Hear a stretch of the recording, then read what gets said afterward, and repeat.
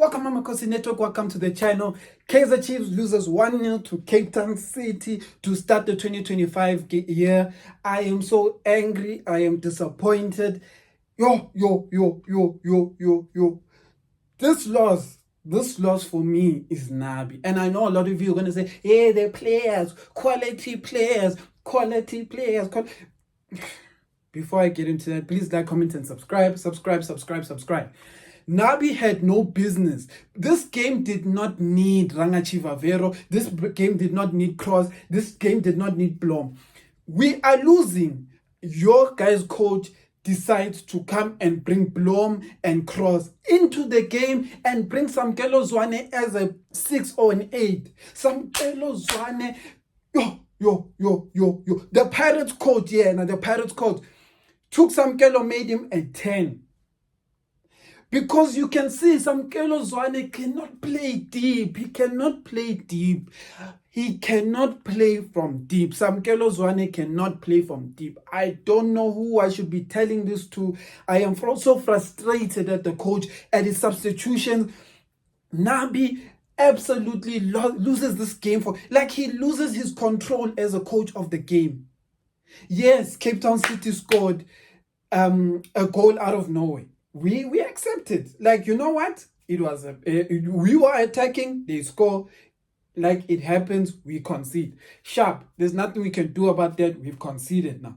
But my problem is when your coach concedes a goal, how does he react to the situation, and how he reacts is breaking the back four. Guys, I can understand substituting Mad. I can understand that. But when you have to use sense, Bob. You have to use sense and understand that Cape Town City is going to bring midfielders. Cape Town City is going to bring midfielders. If you're gonna sacrifice Mad, bring a player who can play who can move the ball, find the pockets in between, and then Nabi. Look, I'm not going to beat around the bush and say, it's not the players' fault. We had chances. Cape Town City had chances. We had chances. We cannot even say anything about that. But I want to tell you what coaching is. Let me show you how Muhsin Ertugral goes and coaches, how he controls the game. First, he starts pound for pound. Why is he starting pound for pound? His aim is to at least get one goal, but he's sure that Chiefs will also be gunning for getting one goal. So he feels like they'll balance each other out. But in his mind, he's saying, if we can at least get one goal, I'm going to play this tech on tech, meaning there's no Mohojo, there's no Amato in the midfield. We're only playing with Dot. And then, or not that.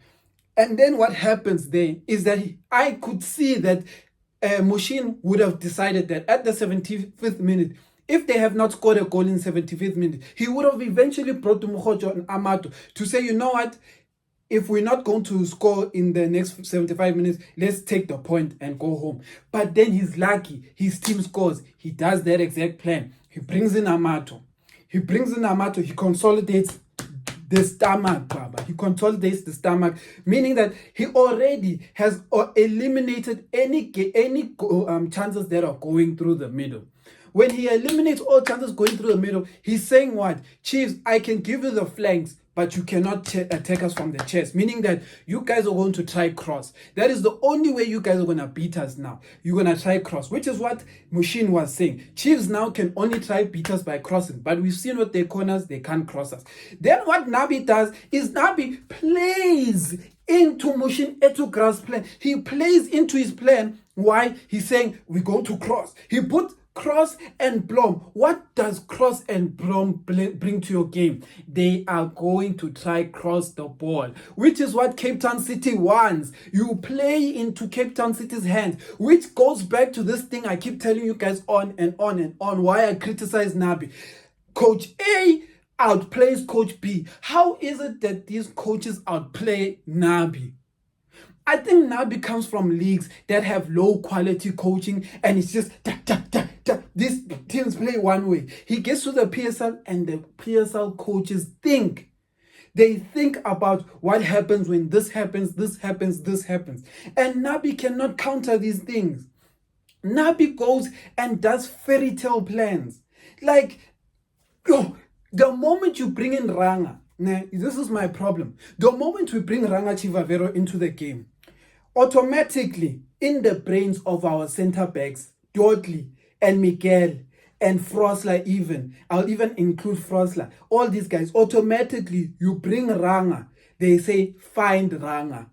That is the only thing. So now we skip everyone. We find Ranga. But when you find Ranga, when Ranga goes and gets the ball, number one, Ranga can trap.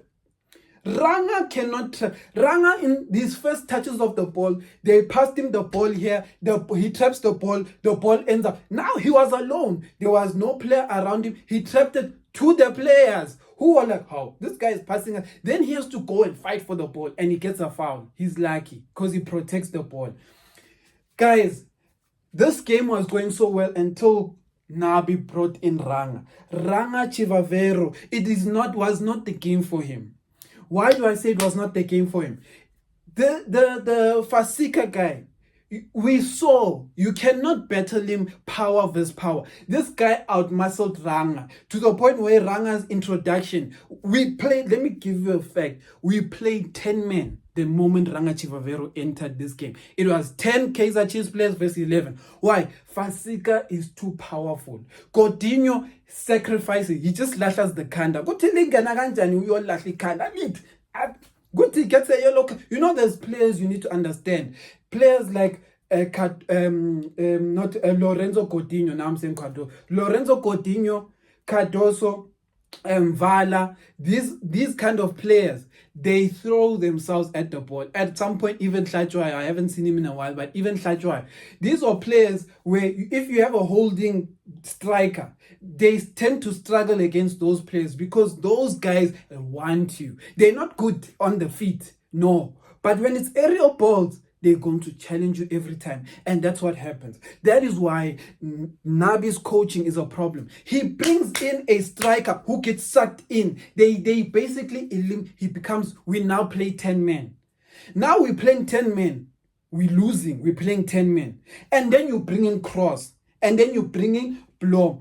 Then what happens? Now we are meant to be attacking, but we have to defend. Why? Because Cape Town City were Muhsin Ertugral and his technical team are so smart. They see this guy brings in Blom and Cross. What does he do? He brings Ashin. He brings all these fast striking players to sit in the pockets where Blom and Cross sit. And then we find ourselves, from that moment on, we find ourselves defending more than we are attacking. Now our focus is also more on defense. But we're losing. Shouldn't our focus be on attack? No, your focus won't be on attack because your coach decided to sacrifice the wrong players. The clockwork was finding the players. He didn't complicate things. Cross gets the ball. He adds no benefit to your attack. He is nothing in your attack. He adds no benefit. I am not going to sit here and attack Cross as a player. He's a good player in another team. But Cross adds no benefit in our attack. So when you add him, what he does is that he attacks. He doesn't add benefit in attacks. Then he opens a hole at the back. Now you find Dudley almost got a yellow card. Miguel got a yellow card. Why did those two players end up now in serious foul trouble? Ask yourself why.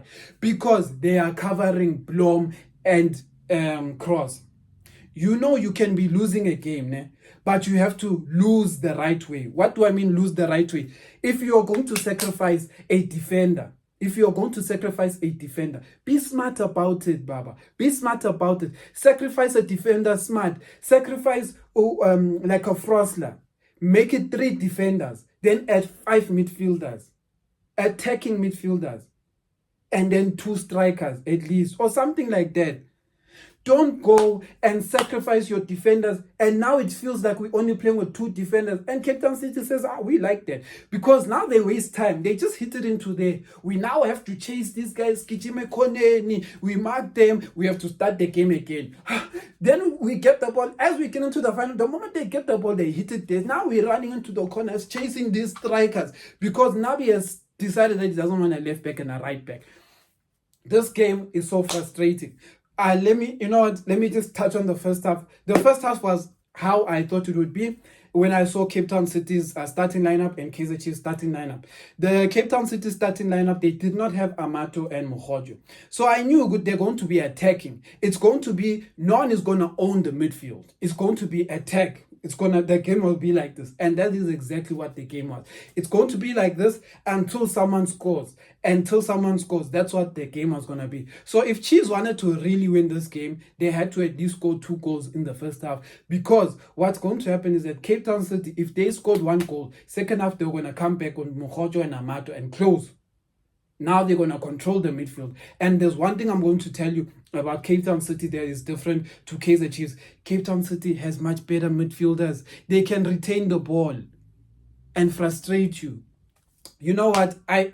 All I can say is that Mdu's shoulders were so heavy in this game. Mdu's shoulders were so heavy in this game because he had to carry the left wing and the right wing. He had to carry Duba and he had to carry Saile. Why? Because Saile and Duba cannot think for themselves. They are only running players. All they can do is run. One could even say Dupree is the same player. But Dupree, you understand what his role is, to find his way behind the defense. But the thing is that if Nabi starts with a creative player, one creative player in Dushabala, the people behind him, Dushabala, Mtetwa and Mat. Mtetwa and Mat are not even at the level of creativity you need in this game. That is why when Dushabala has the ball and he tries to pass to the left, he has to be the one creating. Oh, I felt for him. I even saw him was tired at some point. At some point, he comes to the back, he passes and he starts walking. He walks, but he walks. Because he's tired. He has to be the brain for Duba. He has to be the brain for Saile. Saile had good moments in the game. He did simple things. He attacks, he crosses, he tries. But one thing I want to say about this is Saile and Duba are the exact same player. When they cross a lot of the times, they don't use this thing. The brain. They don't use it. They cross thinking that the ball can go through a player. I don't know in which world we come from where it has been discovered that balls can just go through a player, like go through a human being and end up on the other side in a miracle. Because Duba and Saile have this thing of thinking that this can happen with the ball. Let me touch on one more thing. I'm going to continue some of my reviews tomorrow, but let me continue on one more thing and say this. The Saile project, I understand a lot of players are good, but they write with it, and I also accept that at this point in time, the coaching team we have now cannot improve Saile. They cannot improve Saile, but there's something I always say about Saile. If Saile, I wish his agents do this. When Saile gets sold or released by Kaizer Chiefs, can Stellenbosch please go and sign this guy? Can Stellenbosch please go sign this guy? Because they have the right structures to get the boys to do the right thing. Because I keep telling you guys one thing. Saile does the things that he has learned naturally. He has not been coached. Saile has not been coached. He has not been coached. Duba is another prime example. Coach Nabi puts Duba on the right wing. Ask yourself a question. Does Duba do anything that a right wing or right forward is meant to do? No, he doesn't do it because he's not coached in that position. Nabi is not a coach who can coach players. This is one thing I've discovered about Nabi, and I've been saying it over and over again. The reason why Nabi wants quality players is because he wants players who have already been coached and who are already high quality, because he can coach. He can't coach a player. That's why Samkelo Zwane is still doing the same mistakes that he did when he had a debut in the league. That's why Mfundo Vilakazi cannot shoot with his left.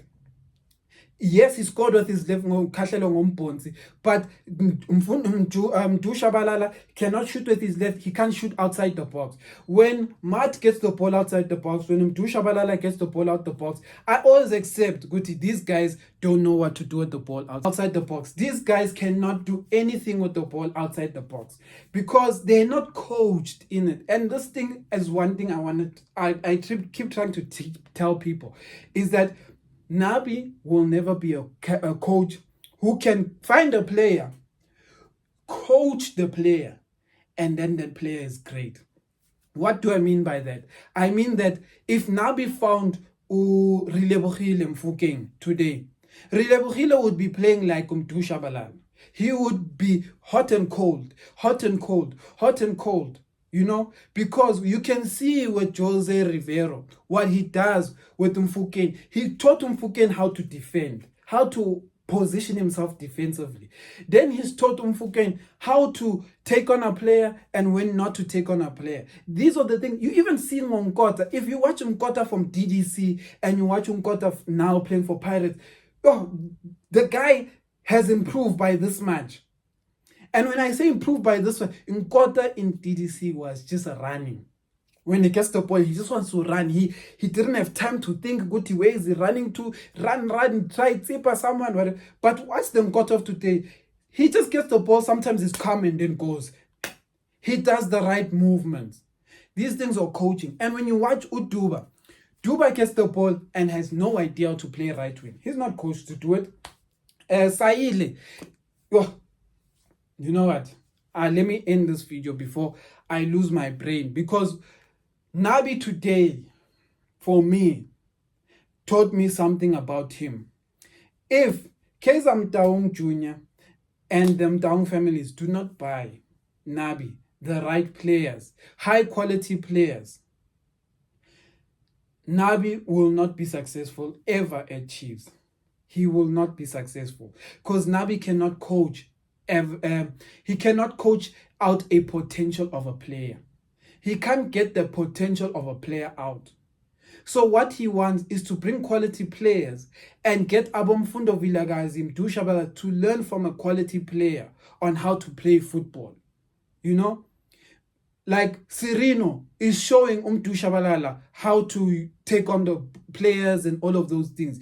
When you get more and more of these quality players, they're going to eventually be teaching the youngsters something. But now you can see, the youngsters are not going to learn anything from Nabi. Nabi is not in the business of coaching up a player. He wants a finished product. Nabi wants a finished product. Nabi is not here to pega a player, no. He's here for the top quality players to pega the low quality players. So that's what I have to say about Nabi. This loss is on Nabi. Today we should not have lost. At the least 3 points, a draw. Today was a draw kind of game, but Nabi lost the game for us. Nabi and his substitutions. I don't care what anyone says. Nabi substitutions completely dismantled Kaizer Chiefs as an attacking team. Completely. You can say, no, it's Mukhojo and Amato. No. Mukhojo and Amato are not the ones who dismantled Chiefs. It's the left back, the right back, and Rangachiva Vero. Amakhosi.